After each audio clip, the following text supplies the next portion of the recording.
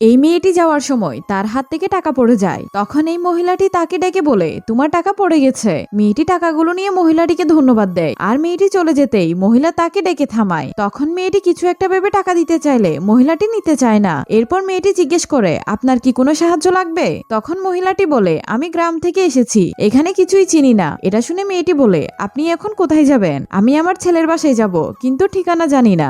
আচ্ছা, আপনি আমার সাথে আমার বাসায় আসুন, আমি আপনাকে বাসার ঠিকানা খুঁজতে সাহায্য করব। এরপর মেয়েটি মহিলাটিকে বাসায় নিয়ে আসে। একটু পর এই ছেলেটি বাসায় এসে তার মাকে দেখে বলে, তুমি এখানে কেন এসেছো? ছেলেটিকে দেখে তার ওয়াইফ বলে, বিয়ের আগে আমাকে মায়ের কথা বলোনি কেন? মহিলাটি বলে, বাবা আমি অনেক অসুস্থ, তাই তোর কাছে এসেছি। এটা শুনে ছেলেটি টাকা দিয়ে বলে, এগুলো নিয়ে চিকিৎসা করে নিও আর এখান থেকে চলে যাও। এরপর বন্ধুরা কি হয় সেটা দেখার আগে তুমি যদি তোমার মাকে ভালোবেসে থাকো, ভিডিওতে লাইক দিয়ে চ্যানেলটি সাবস্ক্রাইব করো এবং কমেন্ট করে জানাও 2+2 কত হয়। অসুস্থ মাকে এভাবে বের করে দিচ্ছ